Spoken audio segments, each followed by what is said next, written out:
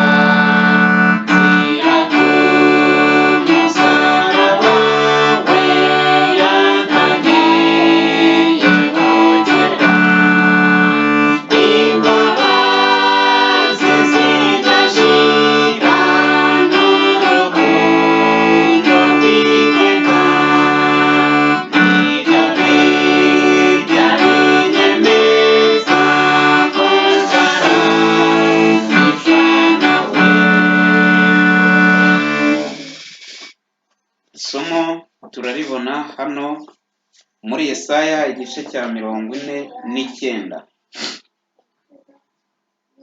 Yesaya igice cya 49 ku murongo wa 9 haravuga ngo kandi ubwire imbohe zisohoke n'abari mu mwijima uti nimuhagarare, bazarishiriza ku mayira no mu mpinga z'imisozi zose, ahari agasi hazaba urwuri. Murongo wa 10 ntibazicwa n'inzara cyangwa inyota cyangwa icyokere ntikizabageraho, n'izuba ntirizabica, kuko uwabagiriye imbabazi azabajya imbere akabajyana ku masoko y'amazi. Reka dusenge.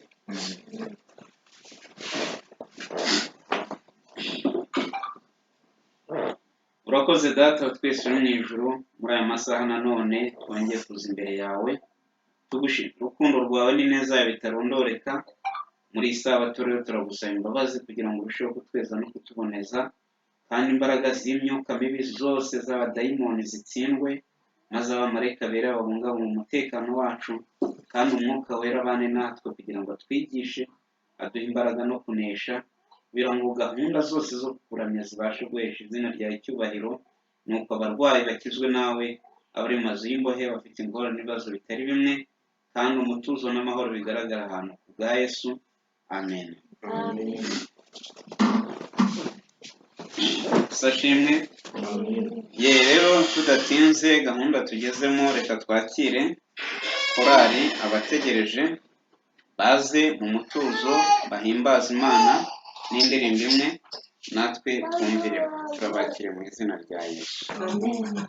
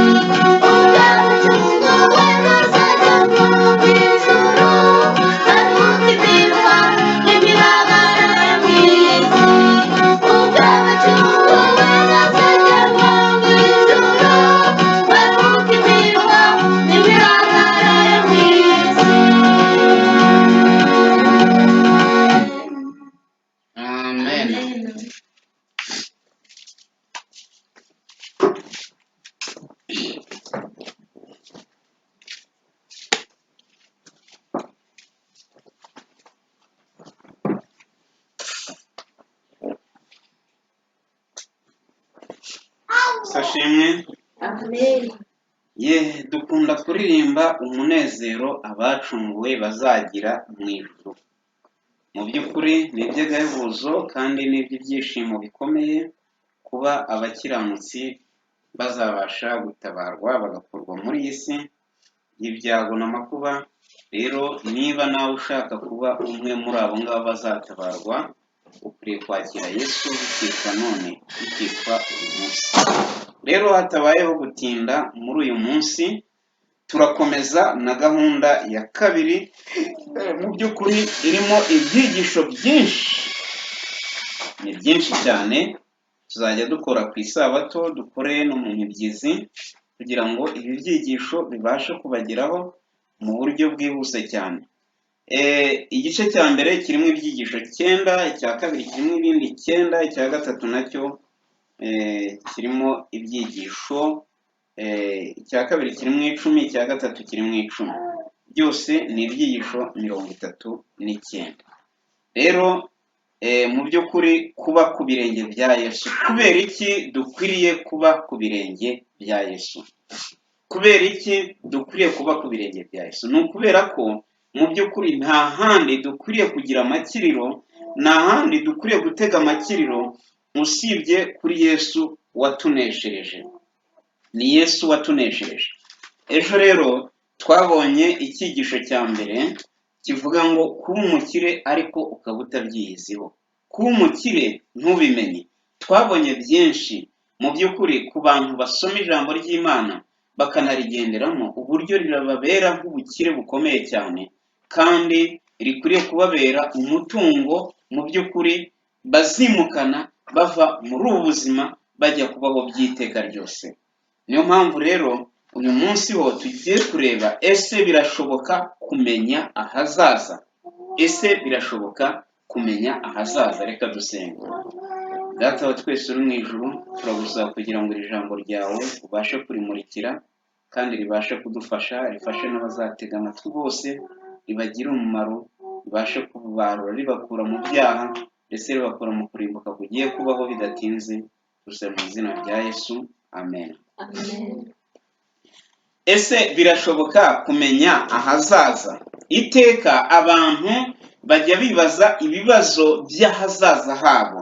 Ejo nabashe kubabwira, ndababwira nti hari bamwe bajya mu bapfumu, abandi bakajya mu barangi, abandi bakajya mu bintu bitandukanye. Ikintu cyose bumva kibabwira ko ahazaza bahamenya, babyumva vuba. Kuki abantu bashaka kumenya ahazaza habo? Ni ukubera ko ibyo babayemo ntibanyuzwe nabyo. Birumvikana, babayeho mu mubabaro, babayeho mu gahinda, babayeho mu ishavu, babayeho mu bintu bitandukanye bitesha umutwe ubu buzima. Noneho rero Satani yarabibonye, amaze kubona ko abantu bakunda kumenya ahazaza, yiyambika umwambaro wa gikristo. Turi kumwe yemwe? Yiyambika umwambaro wa gikristo, aravuga ati sawa, njyewe nje ndi Satani, ntabwo babasha kubyumva, ariko noneho nzaza ndi marayika. Birumvikana, ndi marayika w'umucyo, niyambitse izina ry'ubukristo, noneho ntangire mbwira abantu iby'ahazaza habo, ariko nyamara ndi Satani mbashukiremo. Mu rwa kabiri rw'Abakorinto igice cya 11 umurongo wa 12 ndetse n'uwa 13 kugeza ku wa 15 haravuga ngo, ariko ibyo nkora nzakomeza kubikora kugira ngo nkure urwitwazo ku bashaka impamvu yo guhamya ko bameze nkatwe mu byo birata. Bene abo ni intumwa z'ibinyoma, ni abakozi bariganya, bigira nk'intumwa za Kristo, kandi ibyo si igitangaza kuko Satani ubwe yihindura nka marayika w'umucyo. Nuko rero ubwo bimeze bityo, ntibyaba igitangaza kugira ngo abakozi be nabo bigire nk'abakozi bagabura ibyo gukiranuka, iherezo ryabo rizahwana n'imirimo yabo. Ntabwo iherezo ari ukujya mu ijuru, nubwo bakwigira nka marayika w'umucyo bagahanurira abantu, bababwira ibizababaho, bababwira insinzi, bababwira ibintu byiza, ariko kuva ari marayika w'umwijima wihinduye nka marayika w'umucyo, iherezo ry'ababayobotse n'iherezo ryabo bayobya bose rizaba rimwe. Ariko ikibazo twe dukomeza kwibaza, Bibiliya dushaka kuyibaza, ese birashoboka ko twamenya ahazaza? Igisubizo turaza kukibona, ariko igisubizo ni yego, kubera ko Nebukadineza ubwo yari ari ku gisasiro cye muri Daniyeli igice cya 2 ngo yaje kwibaza cyane, yibaza iby'ahazaza he, yibaza iby'ingoma ye, ese ko ari gusaza bizagenda bite? Nuko nibwo yaje kugira iyerekwa, arota igishushanyo kinini bivuga ngo hari Imana, Uwiteka Imana yaremye ijuru n'isi, ibasha guhishura ibihishwe by'ahazaza. Natwe rero ahahishwe ahazaza twarahishuriwe, ntabwo hagihishwe. Abantu amamiliyoni bajya mu by'ukuri kureba, mu by'ukuri bajya mu bupfumu buri munsi, birumvikana, bajya mu bupfumu buri munsi bagashaka kumenya se n'iki kiri bubeho, n'iki. Abandi bakaraguza ibirenge, abandi bakaraguza ibicuro byo ku maso, ubwo amaso ari kundya buriya ndareba umuntu, ubwo intoki ziri kokera buriya ndaramukanya n'abantu, bakagira ibintu by'indagu zitandukanye. Ariko mureke tugaruke kuri rya jambo twabonye ry'ubutunzi bukomeye, ari ryo Bibiliya ribashe kutubwira. Noneho rero mu by'ukuri ari abanyapolitike benshi, abacuruzi benshi, abanyabizinesi benshi, abanyabukorikori benshi, abo bose usanga bajya gushaka indagu zitandukanye ndetse n'imyanzuro itandukanye yababashisha gufasha ubuzima bwabo babayemo n'ibikorwa byabo babayemo. Ariko se mu by'ukuri baba babwirwa ibiri ukuri koko bijyanye n'ukuri? Baba babwirwa ibiri ukuri bijyanye n'ukuri? Igisubizo ni oya. Igisubizo ni oya. Nibasanga amategeko y'Imana n'ibiyahamya, nibatavuga ibanye n'iryo jambo, nta museke uzabatambikira. Yesaya igice cya 8 umurongo wa 20. Kumenya ahazaza bikubiye mu kumenya Imana nyakuri. Iyo tumenya Imana nyakuri nibwo tubasha kumenya ahazaza. Turi kumwe yemwe? Yesaya igice cya 46 umurongo wa 9 avuga ngo iki? Mwibuke ibyabanje kubaho kera, kuko ari njye Mana, nta yindi baho. Nta yindi igira iti? Mwibuke ibyabanje kubaho kera, musubire mu mateka murebe ibyabayeho. Ni njye Mana, nta yindi igira iti? Nta yindi baho. Turi kumwe? Ni njye Mana, nta yindi duhanye. Mera mu itangiriro nkageza iherezo, mera no mu bihe bya kera nkavuga bitarakorwa, nkavuga nti imigambi yanjye izakomera kandi ibyo nzashaka byose nzabikora. Yesu ashimwe.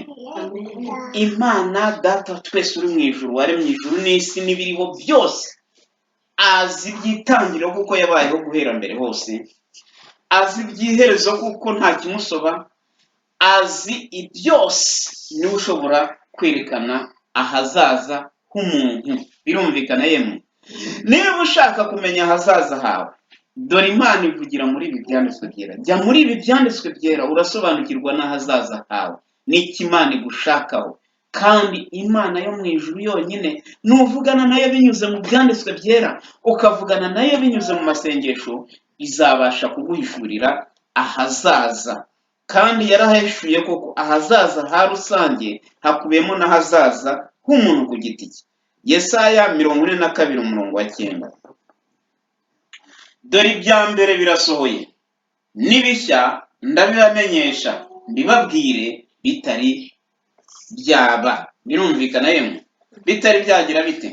Bitari byaba ndabibamenyesha. Dore bimwe birasohora, ibindi bikaba bitegereje. Mu by'ukuri Uwiteka nta na kimwe atabasha guhishurira abagaragu be b'abahanuzi. Birumvikana? Noneho rero nta handi, Uwiteka niwe muhanzi, niwe nkomoko ya Bibiliya, ibyanditswe byera. Kandi ikimenyetso cy'ijuru nicyo cyashyizwe ku buhanuzi kugira ngo tubashe kubusobanukirwa, nuko tubasha kubwiga. Birumvikana, tugomba kwiga ubuhanuzi tukabusobanukirwa, turi kumwe, tugasobanukirwa mu by'ukuri n'iby'Imana idushakaho. Mu by'ukuri hariho ubuhanuzi bugera muri 2300 bwo muri Bibiliya bwanditswemo. Birumvikana, ubuhanuzi 2300. Ubwo buhanuzi bwose ni ngombwa ngo tubwige, tubusobanukirwe, tumenye ibyasohoye, tumenye n'ibiri imbere yacu. Kuki twiga ubu buhanuzi? Ni ukugira ngo nyine tumenye imbere yacu bimeze bite. Nituba tukiriho tukagera muri icyo gihe, ibintu nibibaho bigasohora, tuvuge tuti aha, dore uko ibintu bimeze. Urugero, muri ubwo buhanuzi 2300 buvuga iby'ubukungu buzaba bwifashe nabi mu gihe giheruka. Turi kumwe yemwe? Iby'amahoro azaba yabuze, iby'intambara, iby'ishyanga rigatera irindi shyanga, n'inzara n'ibishyitsi hamwe na hamwe. Ibyo byose rero ngira ngo ufite amaso ya gihanuzi, uwasobanukiwe na bwa buhanuzi, ahita avuga ati koko dore ngibi. Ariko kubimenya byonyine ntibihagije, haba hakwiye kubaho kugira gute? Kwihana. Birumvikana yemwe? Hakabaho kwihana, kuko hari abazabimenya bibagirira umumaro, ariko hari n'abazabimenya bibura iki? Umumaro kuri bo. Turi kumwe? Muri Bibiliya rero hatubwira iby'imijyi yaciriweho iteka. Turi kumwe? Itiro wari umujyi wo muri Aziya ntoya, mu by'ukuri wari umujyi ukomeye cyane.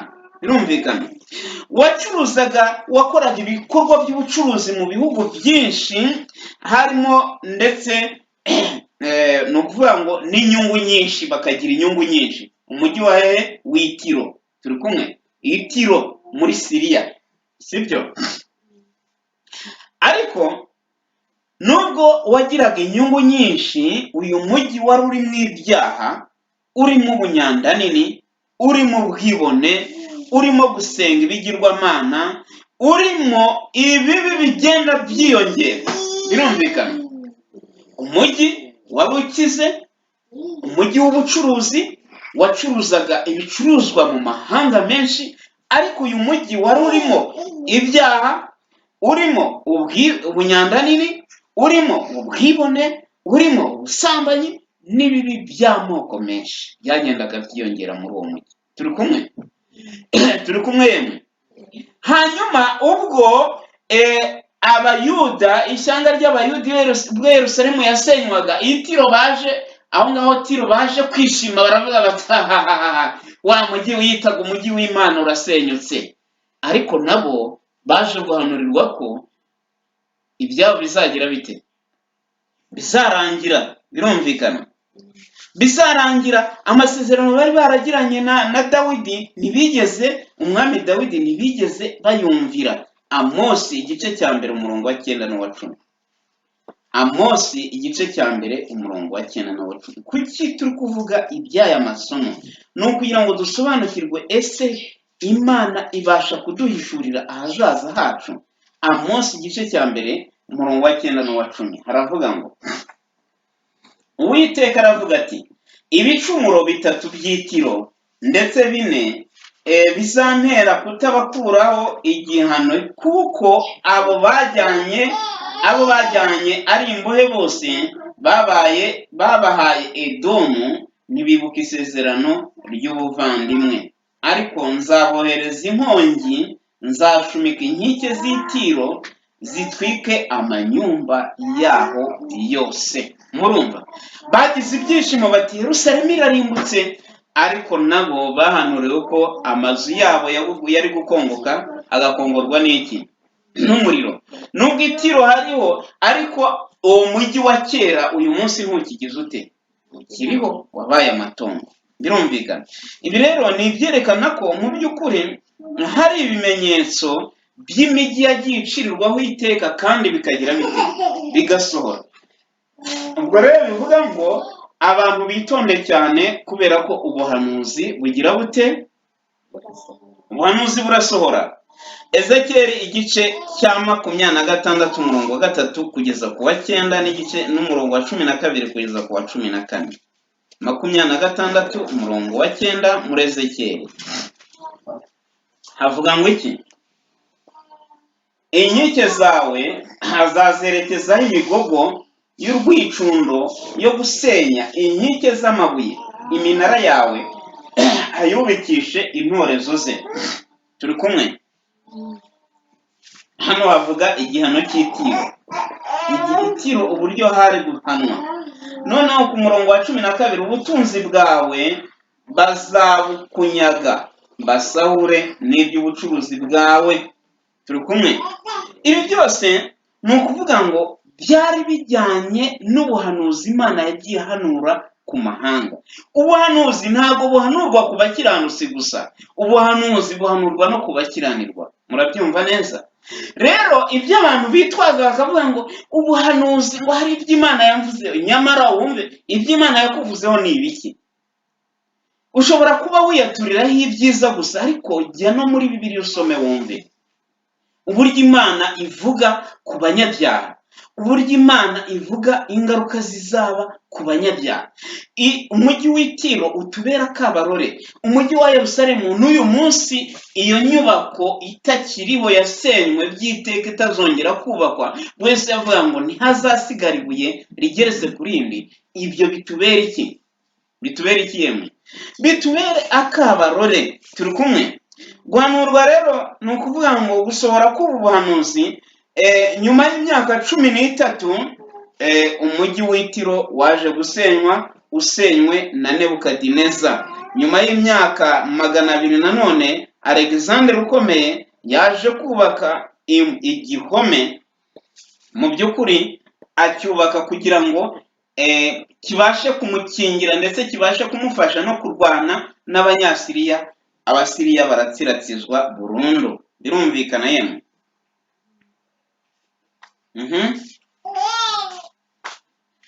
Nibiki byahanuwe kuri Yerusalemu? Tuvuye kuri iyo migi ya kera, reka tuze kuri Yerusalemu rero yari yarongeye kubakwa. Muri Matayo 23 umurongo wa 37 38, 24 umurongo wa 1 n'uwa 2, Yesu intumwa zamweretse ubwiza bw'imyubakire y'urusengero rw'i Yerusalemu.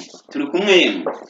Nuko bamwereka ubwiza bw'imyubakire y'urusengero rw'i Yerusalemu, ariko Yesu arababwira ati ibi mureba byose ntihazasigara ibuye rigeretswe ku rindi. Matayo 23 umurongo wa 37 n'uwa 38. Yerusalemu, Yerusalemu wica abahanuzi. Yesu yaje kurira Yerusalemu, abonye ibintu bizayibaho, abonye uburyo bamwanze, abonye uburyo bazamubamba ku musaraba, arayihanurira aravuga ati Yerusalemu, Yerusalemu wica abahanuzi ugatera amabuye abagutumweho, ni kangahe nshaka kubundikira abana bawe nk'uko inkoko ibundikira imishwi yayo mu mababa yayo, ni munkundire. Dore inzu yanyu muyisigi wari iki? Ari umusaka. Nuko ku murongo wa 1 n'uwa 2 w'ibyo wa Matayo 24 Yesu arasohoka mu rusengero, akigenda abigishwa be baramusanga bashaka kumwereka imyubakire y'urusengero. Arababwira ati nimurebe ibi byose, ndababwira ukuri yuko aha hatazasigara ibuye rigeretse ku rindi ritajugunywe hasi. Murabyumva? Ababonaga iyo nyubako y'agatangaza yari isizwe zahabu zitandukanye inyuma, ku buryo ngo izuba ryarasagaho bigashashagirana ku manywa, hanyuma na nijoro bari bafite amatabaza bacana, ayo matabaza agakubita kuri za nkuta zikabura umuriro umurikira udusozi dukikije aho ngaho n'abantu batuye aho ngaho bakikije aho ngaho. Nta matara y'amashanyarazi yabagaho icyo gihe, ariko bo baramurikirwaga. Birumvikana yemwe? Nuko abigishwa barebye babona iyo nyubako nziza, bati mwami, ariko wabonye umujyi mutagatifu, umurwa wera, ukuntu wubatse neza. Yesu aravuga ati ibi mubona ntabwo ari ishyari Yesu yaragira, ahubwo yarebye gukiranirwa kuri mu bantu, gukiranirwa kuri mu babyubatse. Yesu aravuga ati iri shyanga rizarimbuka, n'iyi nyubako izarimbuka, nta tafari rizaba rikigeretswe ku rindi. Reka nkoresha itafari n'iry'abantu bazahari.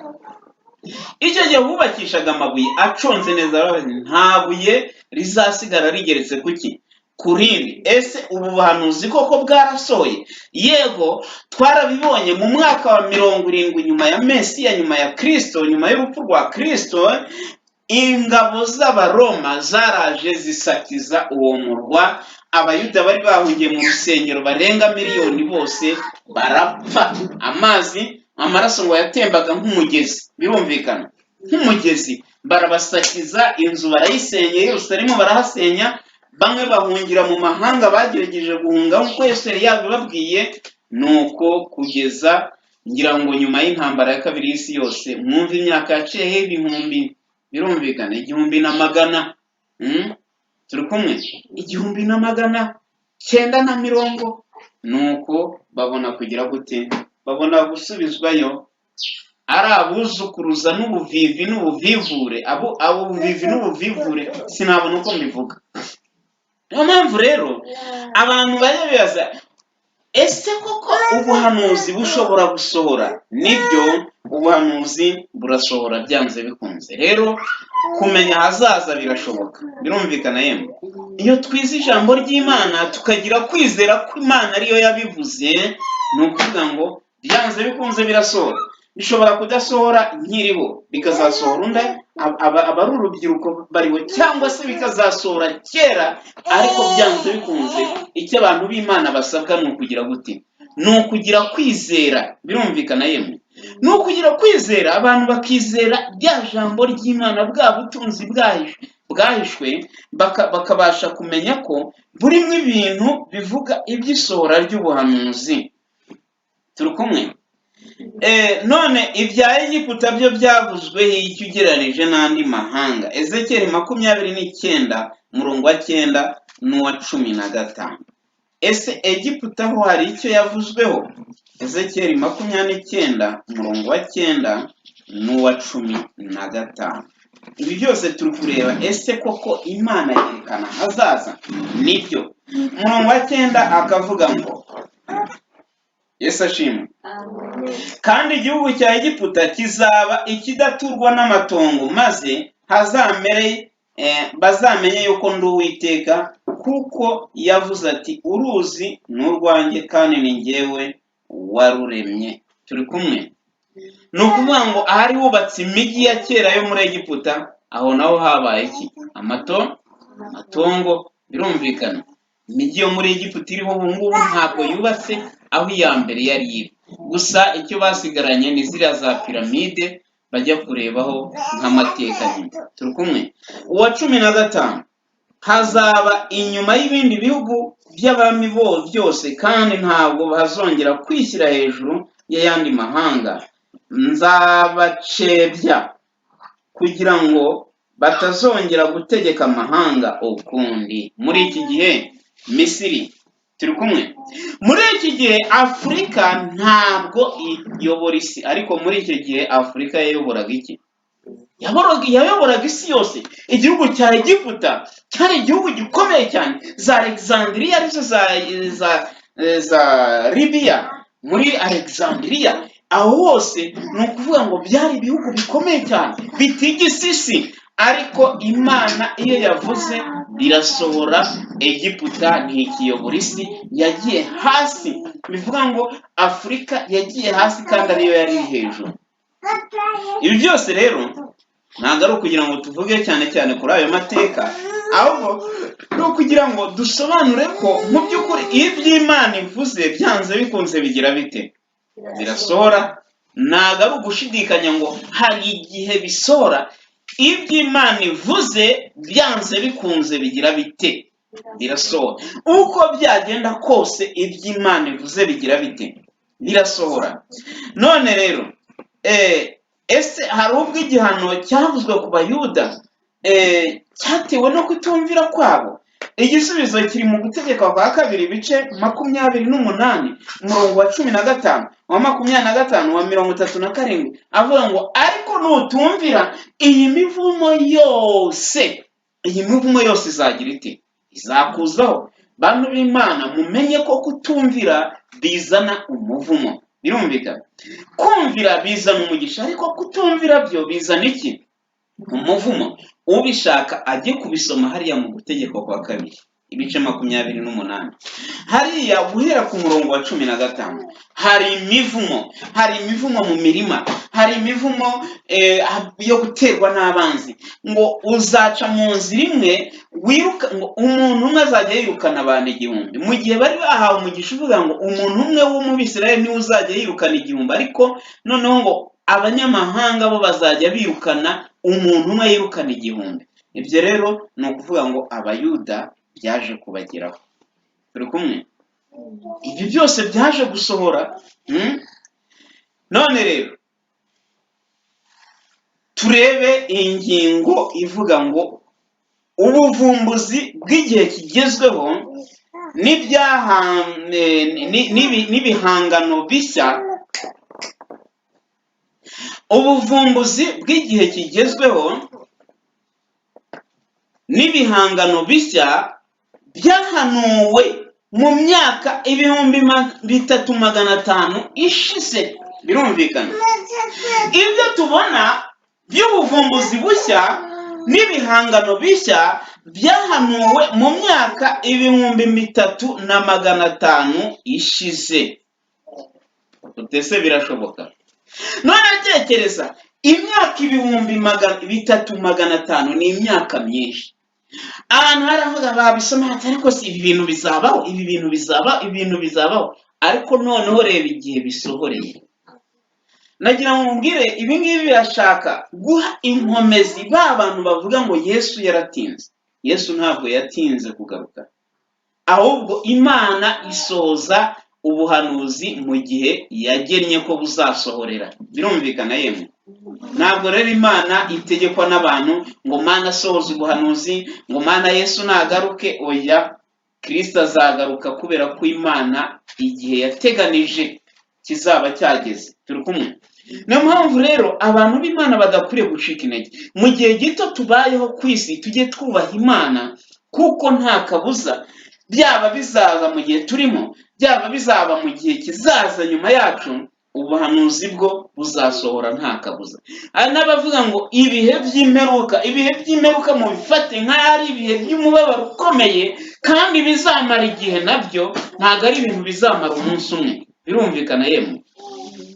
Ubu buhanuzi rero bw'ibihangano bishya, ubuhanzi bushya, ibihimbano bishya, ni ukuvuga ngo byose byahanuwe mu myaka 3500 mbere y'uko bisohora muri iki gihe. Harimo za tekinoloji, harimo ibikoresho bitandukanye.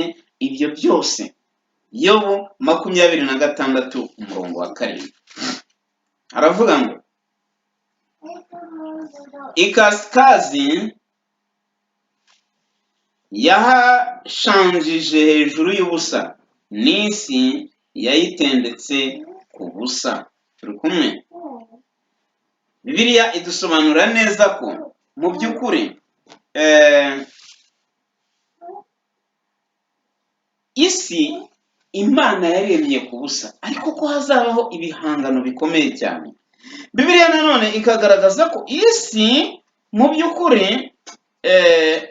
ari umubumbe. Yesaya 40 umurongo wa 22. Bibiliya ifite ibintu byinshi tubwira. Bibiliya itubwira ko isi ari umubumbe. Abantu bavuga ngo ntabwo bihura. 40:22 aravuga ngo iyo niyo yicaye hejuru ku rusenge rw'ijuru, abaturage bo mu isi bameze nk'ubuzikira, nibamba ijuru nk'inyegamo, ikaribamba nk'ihema ryo kubamo. Birumvikana? Ihema. Turi kumwe? Ihema. Urabona ko ihema rikoze ikintu kirimo kimeze nk'iki, nk'umubumbe. Turi kumwe? Iri jambo cug mu gihe burayo risobanuye umubumbe, birumvikana. Aha mu kinyarwanda bavuze ihema, ariko cag cyangwa cug mu giheburayo risobanura iki? Umubumbe, birumvikana. Ntiyayikoze nk'umubumbe, birumvikana. None muri Yobu 28 umurongo wa 25 havuga iby'umwuka. Imana ibasha kumenya umwuka wo mu kirere. Turi kumwe? Mu mubwiriza rero igice cya mbere umurongo wa 6 n'uwa 7 twasoma tukumva ni ibiki Imana yavuze. Ni ibiki Imana yavuze. Imubwiriza igice cya mbere umurongo wa 6 n'uwa 7. Turi kumwe? Aravuga ngo umuyaga uhuha werekeye ikusi ugahindukira ikasikazi, uhora unyuranamo mu rugendo rwawo kandi ugaruka kuzenguruka mu nzira zawo. Inzuzi zose zisuka mu nyanja, nyamara inyanja ntiyuzura. Aho inzuzi zinyura niho zisubira kunyura.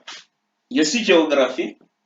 Murumva ko Imana, ibi byose abantu bagenda bavumbura ni ibintu Imana yaremye kera byahozeho, ntabwo ari ubuvumbuzi bundi. Ku maso y'umuntu nyine bigaragara ko abantu bavumbuye, ariko ntibyagize bite? Byahozeho. Tuba twiga iby'Imana yaremye, birumvikana. Tuba dukwiriye kubifata neza ahubwo. Rero ni ukuvuga ngo ibi byose ni ibihamya tubonye byerekana ko iby'Imana yavuze bibasha kugira gute? Bibasha gusohora. Ese Imana yaba yaravuze ku nyenyeri? Yeremiya 33 umurongo wa 22. Imana yaba yaravuze ku nyenyeri? Tega amatwi. Yeremiya 33 umurongo wa 22.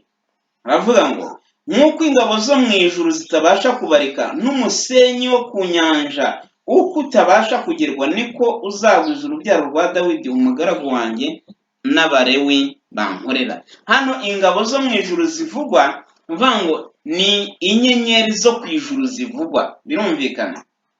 Hano muri Bibiliya y'Ikinyarwanda bavuga ingabo zo ku ijuru, ariko ni inyenyeri. Nk'uko inyenyeri zitabasha kubarwa, birumvikana ko Imana yavuze no ku by'inyenyeri. Birumvikana, yavuze no ku by'inyenyeri.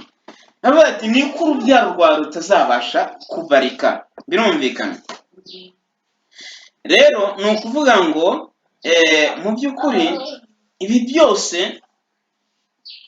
ni ibyerekana ko Imana ibasha kumenya ahazaza hacu. Turi kumwe? Imana ibasha kumenya ahazaza hacu, ariko umutima ukwiriye kunezererwa iki? Ni iki gikwiriye kutunezeza? Ese ni ukumenya ahazaza hacu? Ni ukumenya iki? Imigani ibice 14 umurongo wa 30 aravuga ngo umutima utuje ni wo bugingo bw'umubiri, ariko ishyari ni nk'ikimungu kiri mu magufwa. Kumenya ahazaza hacu ntacyo byatumarira byonyine. Ni byiza kubimenya, tukamenya uko twitegura igihe cy'akaga n'amakuba biri imbere yacu, ariko kugira umutima utuje bisobanura iki? Kugira umutima uhindutse n'iki Imana ishaka. Turi kumwe yemwe? Imana ishaka ko tugira umutima utuje, umutima wagize ute? Umutima uhindutse. Imigani 17:22 haravuga ngo umunyabyaha yakirira impongano zishwe mu kwaha kugira ngo agoreke inzira. Turi kumwe? Agoreke inzira zimanza. Nasomye umurongo utariwo. Umutima unezerewe ni umuti mwiza, ariko umutima ubabaye umutera konda. Ni ukuvuga ngo kumenya ahazaza hawe nibyo koko. Ijambo ry'Imana rihatwereka uko ahazaza hazaba hameze, ariko kandi ntacyo byakumarira ufite umutima ubabaye, umutima wishwe n'ibyaha n'agahinda, wishwe n'icyaha. Ahubwo imitima yacu izanezerwa atari uko twariye ibyo kurya byiza, atari uko twambaye neza, ahubwo bitewe n'uko Imana ariyo gakiza kacu, ibasha kuturengera mu bihe bikomeye, ibasha kudufasha mu bihe by'umunezero, ikishimana natwe, ikababarana natwe, ibyo bidutera kunezerwa. Yesu ashimwe. Ibyo bidutera kugira gute? Ibyo bidutera kunezerwa. Birumvikana yemwe? Hano rero mu by'ukuri ibyahanuwe bitubwira byinshi, bikatubwira ibizabaho mu isi nshya. Birumvikana? Bikatubwira n'ibizabaho mu gihe cy'amakuba. Birumvikana? Hari ubuhanuzi rero 333 nk'uko nabivuzeyo bwahanuye ibyo kuza kwa Mesiya mu isezerano rya kera, handitswe hagati y'imyaka 600 n'igihumbi 600 mbere y'uko avuka, kandi Yesu yaraje koko. Birumvikana? Yesu yaraje. None rero ubuhanuzi buratubwira ngo ngiye kugira gute? Ngiye kugaruka, ngiye kwa Data, ariko nzagaruka ngire nte? Mbajyane iwanjye. Ese koko Kristo azagaruka? Igisubizo ni yego. Turi kumwe? Igisubizo ni yego. Yesu yaraje avukira mu isi. Turi kumwe? None ikibazo ni bangahe bari bamutegereje ubwo yazaga mu isi kandi barasomye ubu buhanuzi? Ikibazo si ukubusoma, ahubwo ikibazo ni ukubwizera ukabugenderamo. Ni bangahe bakiriye Kristo ubwo yazaga mu isi? Nicyo kibazo. Ese ubwo yazaga mu isi abantu bamufashe bate? Iki ni ikindi kibazo cya kabiri. Ikibazo cya gatatu, we ubwe yaje kwifata ate mu bantu? Ikibazo cya kane, ese yaje kugereranywa n'iyihe nyamaswa? Imico ye yagereranijwe n'iyihe nyamaswa? Yagereranijwe n'intama. Birumvikana? Itungo ry'intama yicishije bugufi, abo woroheje. Birumvikana? Yesu Kristo abo woroheje. Rero ni ukuvuga ngo uwo ni we dusorejeho uyu munsi ku cyigisho cyacu. Ese dushobora kumenya ahazaza hacu? Rero abashaka kumenya ahazaza baciye mu nzira ziyobye, nabo ijambo ry'Imana ribavugaho. Yesaya igice cya 8. Turi kumwe? Murongo wa 19. Kandi nibababwira ngo nimushake abashitsi mubashikishe, mushake n'abapfumu banwigira bakongorera, mbese abantu ntibari bakwiriye gushaka Imana yabo bakaba ariyo babaza? Mbese iby'abazima byabazwa iby'abapfuye? Ni ikibazo gikomeye cyane. Abantu bareke gushaka ubupfumu, bareke kujya mu bushitsi, bareke noneho Satani mushishoze. Hari n'abantu bakorera ubupfumu biyita ubukristo. Twabitangiranye iryo somo, abigira marayika w'umucyo kandi ari abadayimoni. Mureke abantu bashaka Imana yabo. Ku murongo wa 20 niho wavuga ngo nuko rero nimusanga amategeko y'Imana n'ibiyahamya, nibatavuga ibihwanye n'iryo jambo, nta museke uzabatambikira. Uko abantu bavuga kose ngo baravuga ahazaza tubabwirwa n'ijambo ry'Imana. Iyo ritubwira ahazaza hacu uko dukwiye kwitwara, tugasanga amategeko y'Imana n'ibihamya, nibyo bizabasha kutubera umucyo. Nk'umwanzuro rero, umwanzuro w'iki cyigisho cy'uyu munsi nuko ubuhanuzi buvuga ku bya Kristo n'ubuhanuzi butagishwa impaka. Mu by'ukuri yaje ari umwana w'Imana, kandi ibyahanuwe byinshi muri Bibiliya byerekezaga ku kuza kwe byarasohoye. Bityo uwo ni we jambo ry'Imana. Imana isezeranira urubyaro mu by'ukuri ko rwagombaga gukandagira umutwe w'inzoka. Ibyo bisohora mu buhanuzi.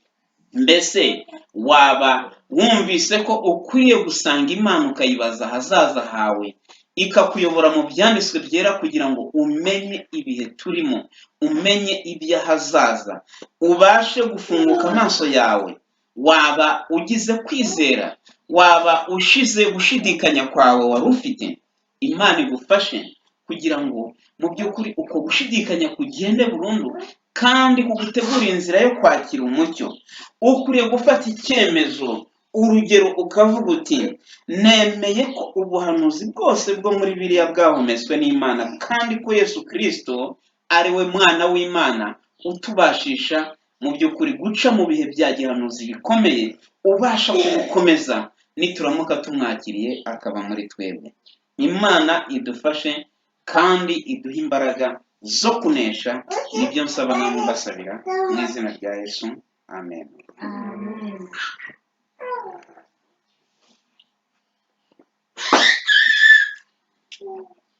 Reka dusoze gahunda yacu,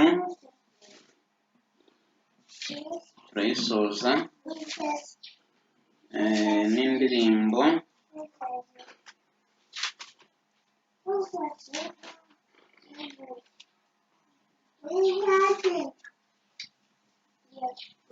y'Ijana na 45 duhagaze.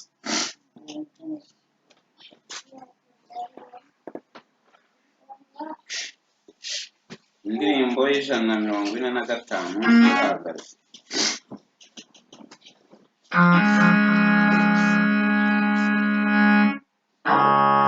Ushaka kwitwa nzu warewe imirimo, aho witegure gukorera Imana yakwinginze kenshi kandi turareka ibyiza kwemera izabanezeza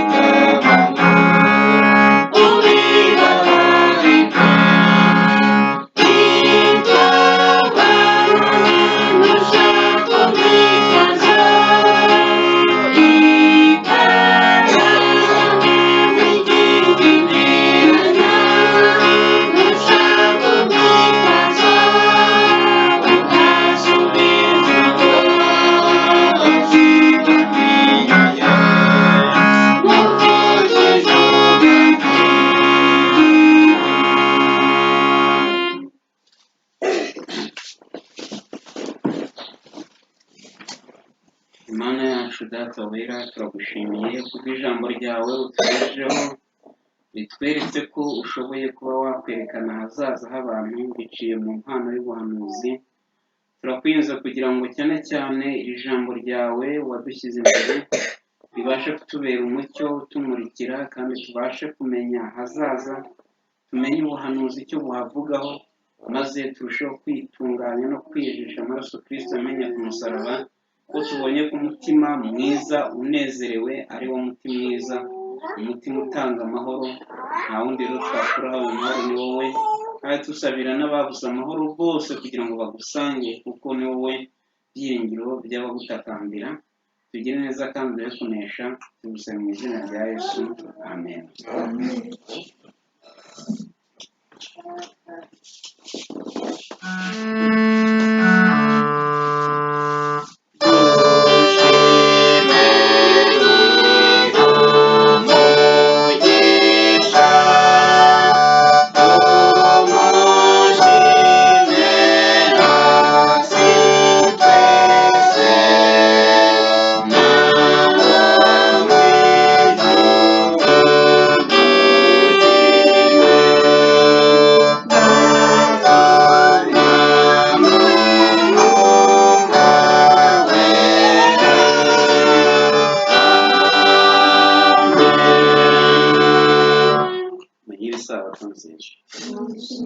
ry'Imana.